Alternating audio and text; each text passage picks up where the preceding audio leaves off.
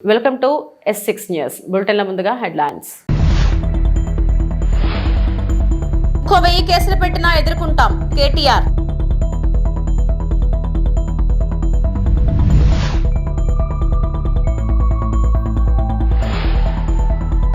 Tirupati దుర్ఘటనకు CM Chandrababu నైతిక బాధ్యత వహించాలి.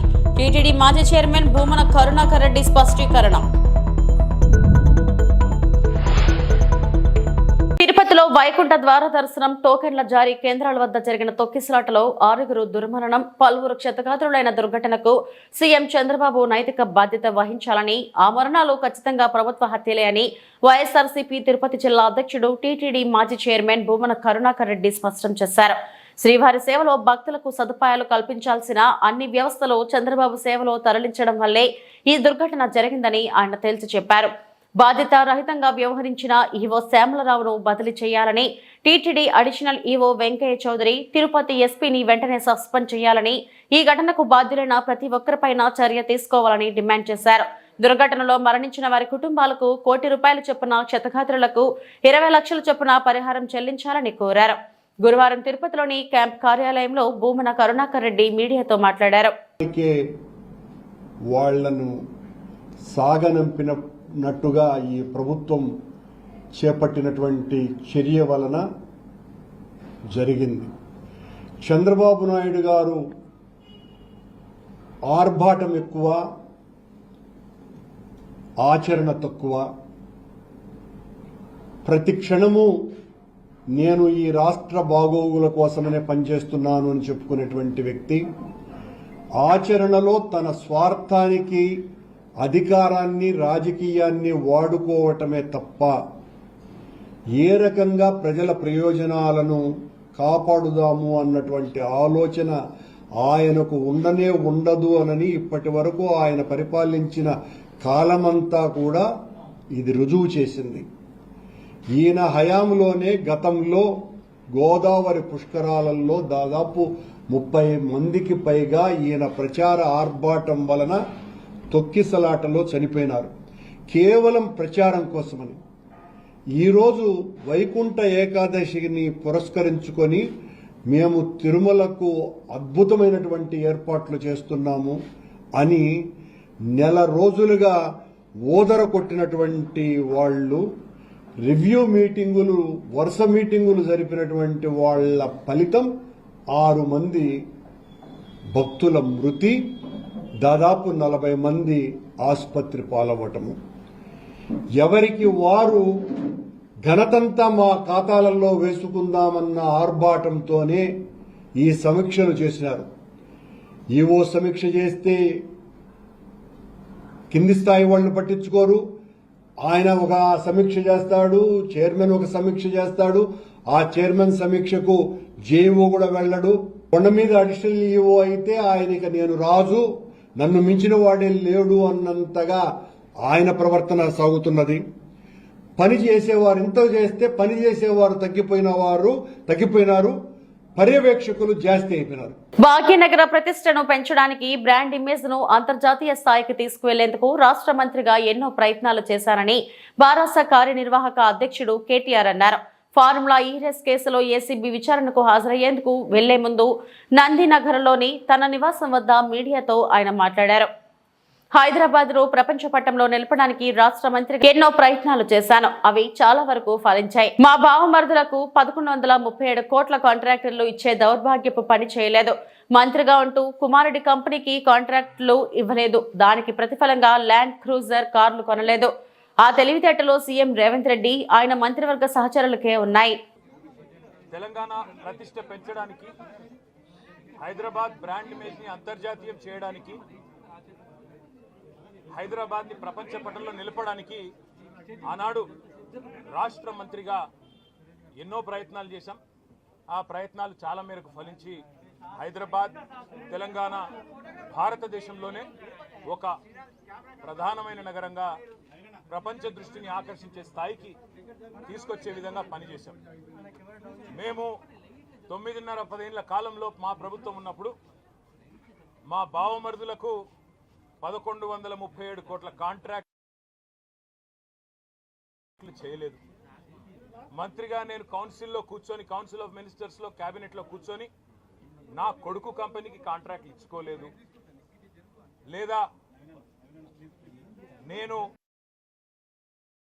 ల్యాండ్ క్రూజర్ కార్లు కొనుక్కోలేదు. ఆ పనులు రేవంత్ రెడ్డి గారు, ఆయన మంత్రివర్గ సహచరులు, ఆ సాగు తెలివితేటలు, ఆ అవినీతి తెలివితేటలు వాళ్ళకే ఉన్నాయి. నేను 50 లక్షల రూపాయలతో ఎమ్మెల్యేలను కొనుగోలు చేయడానికి పోయి దొరికిపోయిన దొంగను కూడా కాదు. నేను నిఖార్సైన తెలంగాణ బిడ్డను. ఏ పని చేసినా తెలంగాణ కోసం, హైదరాబాద్ ప్రతిష్టలు పెంచడం కోసం చేశాను. అర పైసా అవినీతి కూడా నేను చేయలేదు, చేయబోను. సరే, ఈ కొంచెం ఉర్రకుండా ఆగలుగుతారా?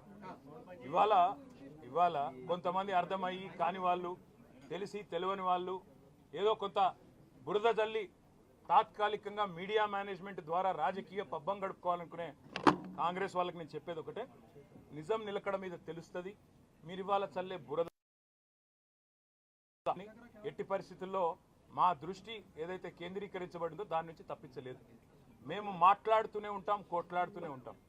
గత సంవత్సర కాలంగా విద్యుత్ ఛార్జీలు పెంచవద్దని కొట్లాడింది టీఆర్ఎస్. లగచర్లలో నువ్వు రైతులను జైల్లో పెడితే అడ్డుకున్నది టీఆర్ఎస్. నువ్వు హైడ్రా పేరిట ఇండ్లు కూలగొడితే అడ్డుకున్నది టీఆర్ఎస్. 6 గ్యారంటీల అమలు నువ్వు చేయకపోతే నిలదీసింది అడిగడుగున కేసీఆర్ బృందం. తప్పకుండా మా దృష్టి మేము మళ్ళించాం. నువ్వేదో నా మీద కేసు పెట్టి నన్నేదో చేసి దానివల్ల మా పార్టీ క్యాడర్ను, మా నాయకత్వాన్ని నువ్వు దారి మళ్లింపు, దృష్టి మళ్లింపు దిశగా ప్రయత్నం చేస్తాను అనుకుంటున్నావు రేవంత్ రెడ్డి. అది నీ వల్ల కాదు. ముమ్మాటికి నువ్విచ్చిన 420 హామీలు ప్రశ్నిస్తూనే ఉంటాం. నువ్వు ఎన్ని కేసులు పెట్టినా, ఇది కాదు ఇంకో 100 పెట్టుకో, ఇంకో 1000 పెట్టుకో, ఎదుర్కొంటాం. న్యాయస్థానాల మీద, ఈ దేశంలోని చట్టాల మీద, భారత రాజ్యాంగం మీద మాకు సంపూర్ణమైన గౌరవం, సంపూర్ణమైన విశ్వాసం ఉంది. నువ్వు ఏ ప్రశ్నలన్నా అడుగు, సమాధానం మా కాడ ఉంది. ఎందుకంటే మేము నిజాయితీగా ఉన్నాం. నీలాగా లుచ్చ పనులు చేయలేదు, నీలాగా తుచ్చపు పనులు చేయలేదు, చేయబోము. నికార్సైన తెలంగాణ బిడ్డగా, కేసీఆర్ గారి రక్తం పంచుకొని పుట్టిన కేసీఆర్ కొడుకుగా చెప్తా ఉన్నా, తెలంగాణ కోసం అవసరమైతే చస్తాను తప్ప ఎట్టి పరిస్థితుల్లో ఇట్లాంటి లుచ్చగాళ్ళ ముందు మాత్రం తల వంచను. తప్పకుండా కొట్లాడుతూనే ఉంటా, పోరాడుతూనే ఉంటా. తెలంగాణ జయించేదాకా, ఈ కాంగ్రెస్ కబంధ హస్తాల్లోంచి తెలంగాణ బయటకు వచ్చేదాకా కొట్లాడుతూనే ఉంటాను, ప్రతిజ్ఞ చేస్తా ఉన్నా. థాంక్యూ. సీఎం చంద్రబాబు అధికారులపై తీవ్ర అసంతృప్తి వ్యక్తం చేస్తున్నట్లు టీటీడీ చైర్మన్ బిఆర్ నాయుడు తెలిపారు. నేడు ముఖ్యమంత్రి 11 గంటల 45 నిమిషాలకు తిరుపతికి వస్తున్నట్లు చెప్పారు. చనిపోయిన కుటుంబాలకు సీఎం ఎక్స్గ్రేషియా ప్రకటిస్తారని తెలిపారు. ఘటనపై సీఎం సీరియస్ వార్నింగ్ ఇచ్చారని తెలిపారు. తిరుపతి చరిత్రలో ఇలాంటి ఘటనలు ఎప్పుడూ జరగలేదన్నారు. ఓ సెంటర్ వద్ద ఉన్న పొలంగా గేటు తెరవడంతోనే ఈ ఘటన జరిగినట్లు స్పష్టం చేశారు. చాలా దురదృష్టకరమైనటువంటి వార్త విన్నాం. ఇది జరగరానిది జరిగింది. ఇప్పుడే ముఖ్యమంత్రి శ్రీ చంద్రబాబు నాయుడు గారు టెలికాన్ఫరెన్స్ పెట్టారు.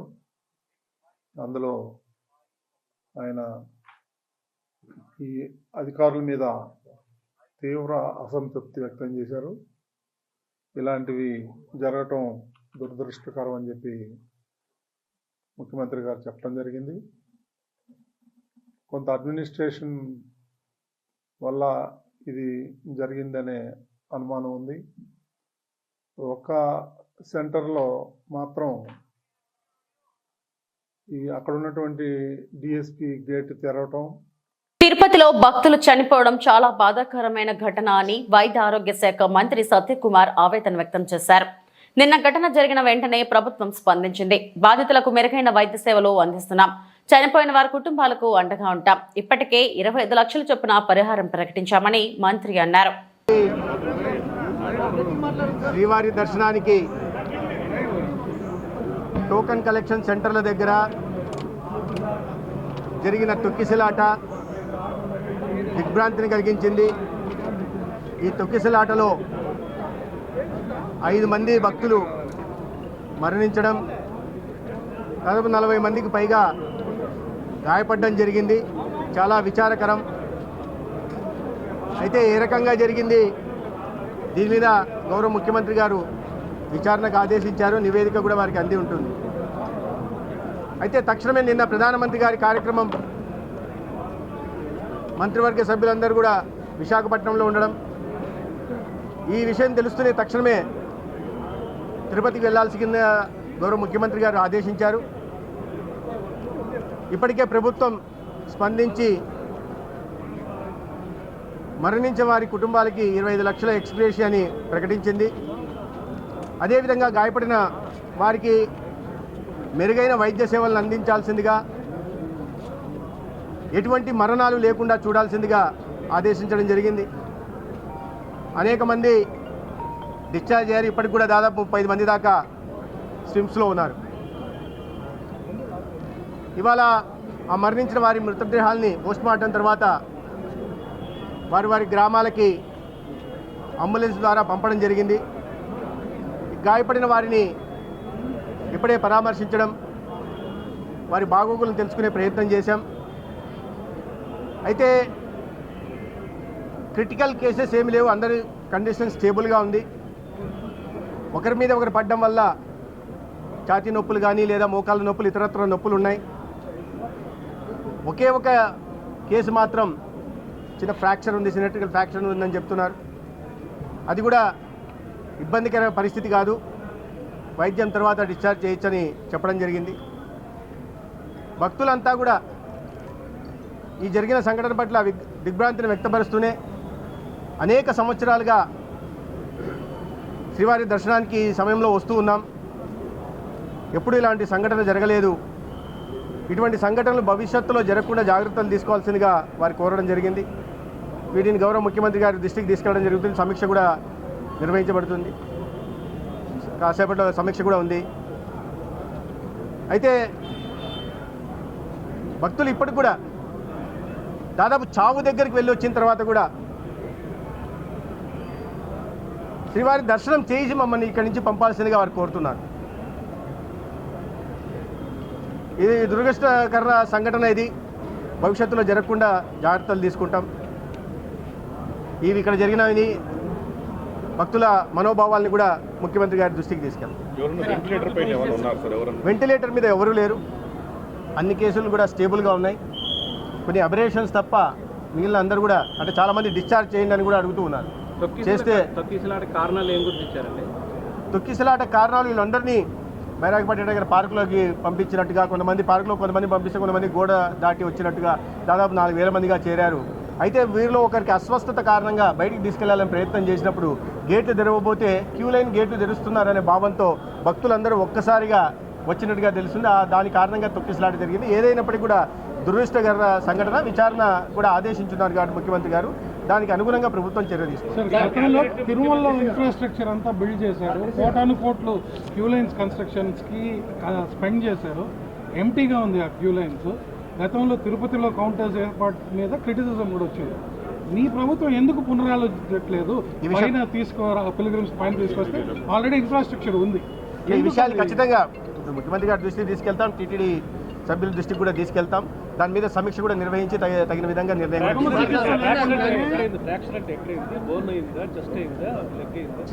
అనకాపల్లి జిల్లా చోడవరం పట్టణంలో భారీగా గంజాయి పట్టివేత. పుష్ప మూవీ రేంజ్ లో ట్రాక్టర్ అడుగున గంజాయి పైన ఇసుకతో పెద్దబయలు నుంచి సుమారు 200 కేజీల గంజాయిని తరలిస్తుండగా ముందస్తు సమాచారం తెలుసుకున్న చోడవరం పోలీసులు వారు కాంప్లెక్స్ సమీపంలో ట్రాక్టర్ పట్టుకుని సీజ్ చేశారు. నిందితులు త్రిమూర్తులు చిన్నారావును ఇద్దరిని అదుపులోకి తీసుకుని మిగతా వారి కోసం గాలిస్తున్నారు. పూర్తి వివరాలు తెలియాల్సి ఉంది.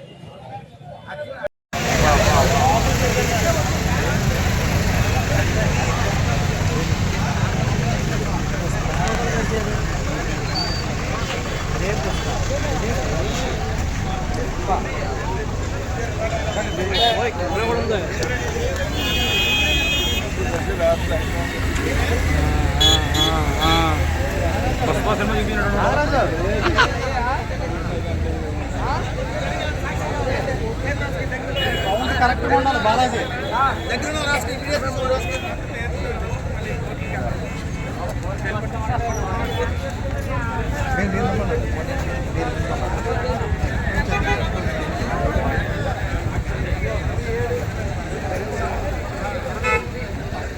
నెల్లూరు జిల్లా పొదలకూరు ప్రత్యేక గ్రీవెన్స్ కు పోటెత్తిన అర్జీదారుడు 180% భూ ఆక్రమణలు రీసర్వే తప్పిదాలపైనే వైసీపీ హయాంలో అడ్డు అదుపు లేకుండా భూ అక్రమాలు ప్రజల నుంచి అర్జీలు స్వీకరించిన సర్వేపల్లి ఎమ్మెల్యే సోమిరెడ్డి చంద్రమోహన్ రెడ్డి నెల్లూరు ఆర్డీఓ నాగా అనుష ప్రతి అర్జీని నిశితంగా పరిశీలించిన అనంతపురం ఆన్లైన్లో నమోదు సమస్యలను సకాలంలో పరిష్కరించాలని అధికారులకు సోమిరెడ్డి పిలుపు గిరిజనులతో పాటు ఎస్సీ బీసీల్లో ఇప్పటికీ ఆధార్ కార్డులు లేని వారిని గుర్తించి సంక్షేమ పథకాలు అందేలా చూడాలని సచివాలయ ఉద్యోగులకు సూచన.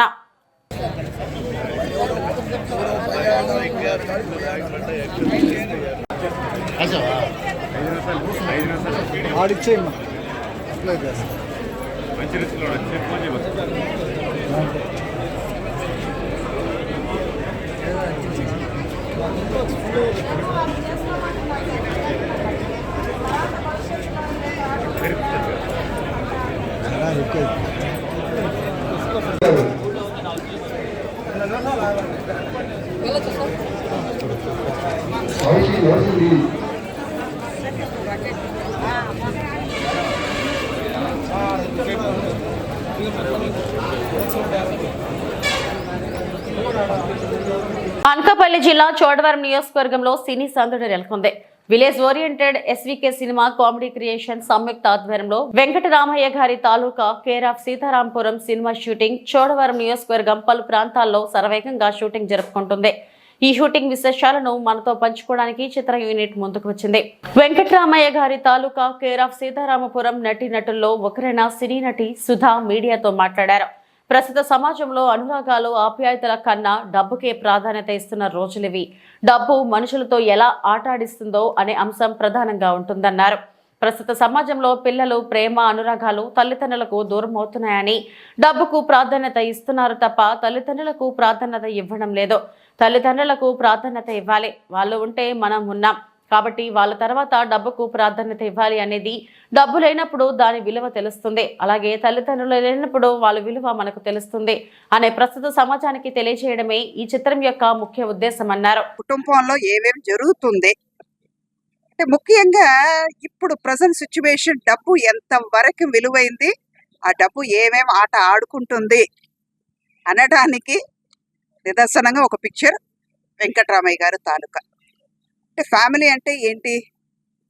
తల్లి, తండ్రి, కూతురు, కొడుకు ఉన్నప్పుడు ఒకలాగా, ఇందాక మా డైరెక్టర్ సతీష్ గారు చెప్పినట్టు డబ్బు ఉన్నప్పుడు, విలువ ఉన్నప్పుడు లైఫ్ ఏంటో తెలుస్తుంది, లేనప్పుడు ఎలాగ ఉంటుంది అని దీంట్లో నేర్చుకోవచ్చు. డబ్బు ముఖ్యమే, కానీ మనిదాభిమానం, మానవత్వం, ఫ్యామిలీ బాండింగ్ ఇవన్నీ కూడా ముఖ్యం కదా. అది ఎంతవరకు డబ్బు వల్ల కోల్పోతున్నాం అనడానికి ఈ సబ్జెక్ట్ మెయిన్ నాట్ అనుకుంటున్నాను. అదే కదండి డైరెక్టర్ గారు. ఇందులో ఆయన ఫస్ట్ పిక్చర్ అయినా కూడా ఆయన చెప్పే విధం చాలా బాగా చెప్తున్నారు, కాన్ఫిడెంట్గా ఉంది. అంటే కొన్ని సీన్స్ మాకు ఏంటంటే ఇంకా ఇన్వాల్వ్మెంట్ని తెచ్చిపెడుతుంది. కొన్ని ఎమోషన్ సీన్స్ అవ్వనండి నాకు, మా కోస్టార్ మురళీధర్ గారికి, అలాగే నా పిల్లలుగా పనిచేస్తున్న అమ్మాయి దివిజ, కోమళి, హన్షిక అని ఇంకో అమ్మాయి ఉంది, హాసిని, సారీ అండి అమ్మాయి, సారీ మా హాసిని అని, అంటే కొత్త వాళ్ళు వచ్చారు కాబట్టి పేరు గుర్తులేకపోతుంది, సారీ అండి. వీళ్ళు కొడుకుగా మనం శ్రీకాంత్ అబ్బాయి మురళి అని ఒక అబ్బాయి చేస్తున్నాడు, గౌరీ నాయుడు అని, హీరో దినేష్. అంటే కొత్త వాళ్ళైనా కూడా వాళ్ళకి ఎక్స్పీరియన్స్ ఉంది, ఏదో విధంగా ఎక్స్పీరియన్స్ తోనే పనిచేస్తున్నారు, వాళ్ళ వర్క్ మీద చాలా కాన్ఫిడెంట్ గా ఉన్నారు. అదే కదా కావాలి. అక్కడ కోస్టార్ గా మనకి ఈజీగా ఉంటుంది. వాళ్ళతో పనిచేస్తున్నాం అన్నప్పటికీ, ఇంకా యంగ్స్టర్స్ తో పనిచేస్తున్నాం అన్నప్పటికీ మేము ఇంకా యంగ్ గా ఫీల్ అవుతున్నాం. నిజం చెప్పాలంటే వాళ్ళతో పనిచేస్తున్నప్పుడు నేను యంగ్గా ఫీల్ అవుతున్నాను. ఎంత వయసు అయినా బాడీకి మాత్రమే వయసు, మనసు 22 అంటే నాకు ఎప్పటికీ 22. చిన్నవాళ్ళతో పనిచేసినా అది పెద్దవాళ్ళతో వాళ్ళతో వెళ్ళేటప్పుడు వాళ్ళకి మదర్ క్యారెక్టర్, వీళ్ళతో పనిచేసినప్పుడు వీళ్ళకి అక్క, చెల్లి, ఇంకా చెప్పాలంటే కూడా చెల్లి అని కూడా చెప్పొచ్చు. ఇంకా ఈ అనకాపల్లి నుంచి ఇటువైపు తీసుకుంటుంటే ఒక్కొక్క సీన్ ఒక్కొక్క ప్లేస్ లో జరిగేటప్పుడు ఈ ఇంట్లో ఇంత బాండింగ్ ఉందా వీళ్ళకి, అయ్యో మన అక్క చెల్లెలతో ఉండలేకపోయామే, మన అన్న తమ్ముడితో ఇలా ఉండలేకపోయామే, మన తండ్రిని ఇలా అవమానపరిచామే, మన తల్లితో ఇంత కోపపడ్డామే అని ప్రతి సీన్ లో ఏదో విధంగా టచ్ అవుతుందండి. తెలుగు హాస్య నటుడు బ్రహ్మానందం గురువారం ఉదయం నైవేద్య విరామ సమయంలో శ్రీవారిని దర్శించి మొక్కులు చెల్లించుకున్నారు. ముందుగా ఆయనకు వైకుంఠం వద్ద టీటీడీ అధికారులు స్వాగతం పలికి దర్శన ఏర్పాట్లు చేశారు. దర్శనం అనంతరం రంగనాయక మండపంలో ఆలయ అధికారులు తీర్థ ప్రసాదాలను అందజేశారు. అనంతరం బ్రహ్మానందంతో భక్తులు ఫోటోలు దిగారు.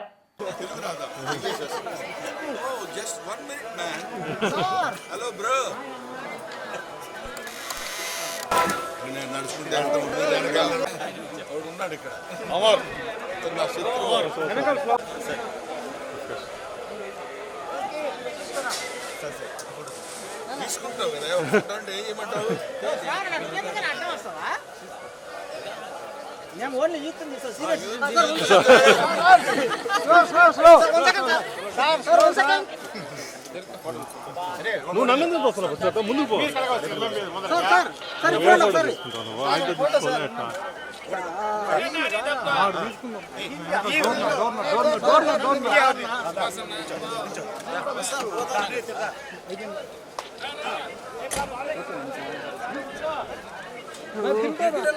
భలే వెనక్కి రావటం బాగా ప్రాక్టీస్ చేశారు మీరు. వెనక పెట్టవా కెమెరాలో, ఫోన్లో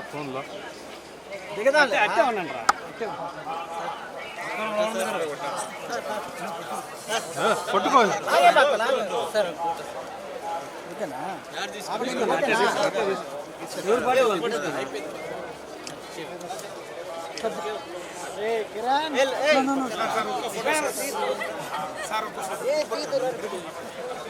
ఫోన్ పెడితే ఫోన్ పోతుంది.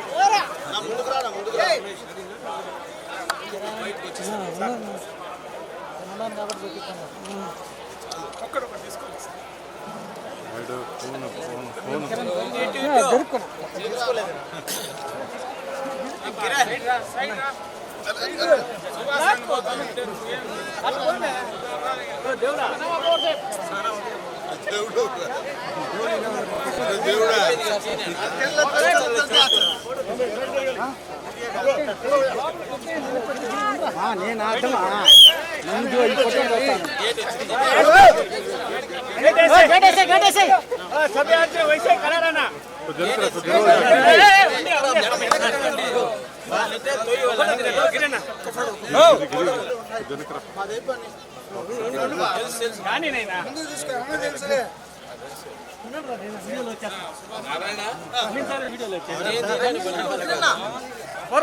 మనం తీసుకున్నాం.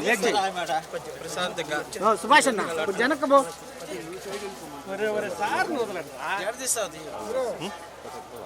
సార్ మా పిల్లకాయలకు ఫోటో సార్. ఇప్పుడు ఇందాక ఎలా ఉంటాడు ఇప్పుడు ఎలా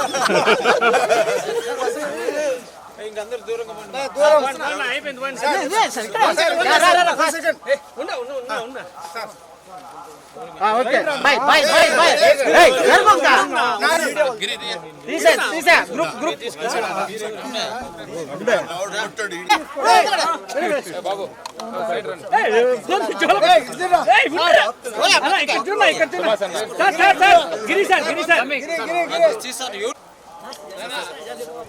చేయదే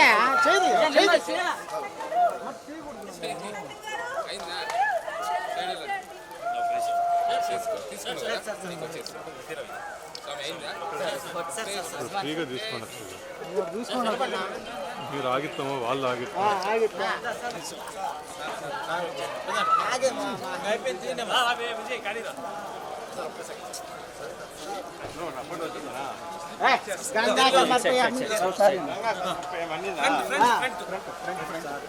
సార్ గుడ్ నైట్ సార్.